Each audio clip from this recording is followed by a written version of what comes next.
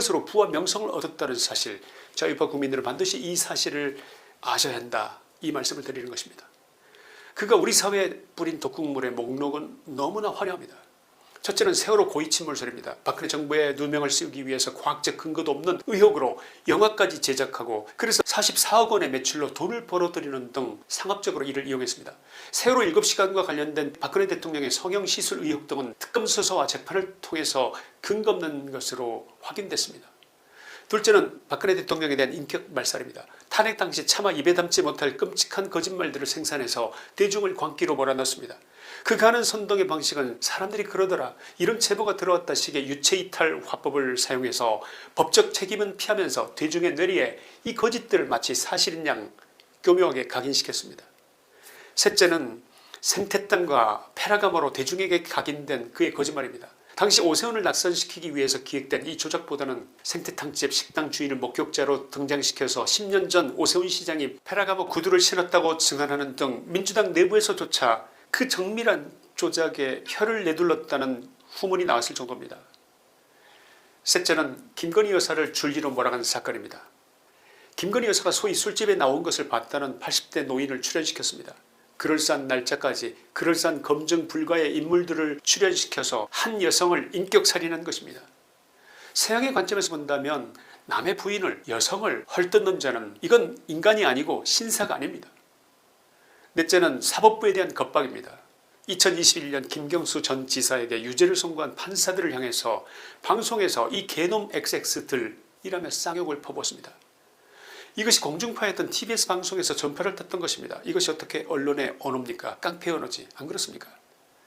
김어준의 조작 방식은 늘 이렇게 진행됩니다. 첫째, 조금의 사실은 가져옵니다. 또는 누군가 증언해줄 대상을 찾아서 데려옵니다.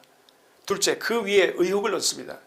셋째, 상상력을 덧붙입니다. 그렇게 만들어진 이야기는 매우 그럴듯합니다. 그러나 우리가 구별해야 되는 것은 그럴듯하다는 것과 사실은 전혀 다른 문제라는 것입니다. 김어준이 만들어온 정치소사들은 셀 수 없을 만큼이나 많습니다. 광우병 괴담, 세월호 고의 침몰설, 천안함 사건, 사드 배치 음모론, 청담동 술자리 의혹 등 이 모든 가짜뉴스 제조 방법의 공통점은 하나입니다. 1%의 사실에 99%의 추측 또는 거짓말. 그는 사실을 전달하는 자가 아니라 사실을 숙주 삼아 자라나는 괴담의 배양자였던 것입니다. 그가 만든 뉴스공장은 정보를 유통한 것이 아니고 증오를 제조하고 거짓을 규격화해서 출하시키는 정치적 조작 공장이었던 것입니다. 지금 벌어지고 있는 사법거래설의 논란의 본질은 결국 권력투쟁입니다. 이재명은 당대표 선거 당시 박찬대 의원을 밀었습니다. 그러나 결과는 참패였습니다. 원내의원들은 이재명의 뜻을 따랐지만 당원들은 김어준의 손짓에 따라 정청래를 택했습니다. 이 지점에서 김어준은 자신의 힘이 대통령보다 막강하다는 것을 또 한 번 확인하면서 서서히 그러나 확실하게 간덩이가 점점 더 크게 부어갔습니다. 그리고 그 특유의 동물적 감각으로 차기 권력의 냄새를 맡았던 것입니다. 사실 김어준과 정청래의 밀착은 어제 오늘의 일이 아닙니다. 6.3 지자체 선거를 앞두고 정청래가 조국혁신당과의 합당을 돌연 선언했을 때 당시 김어준은 뒤에서 여론을 강력하게 밀어붙였습니다. 이는 겉으로는 여권의 결집이었지만 실상은 이재명 대통령의 영향력을 견제하고 정청래 중심의 강성 세력을 구축하려는 정밀한 기획이었습니다. 현재 청와대와 정청래 대표 측은 충수청법과 검찰 수사권 문제를 놓고 정면 충돌하고 있습니다.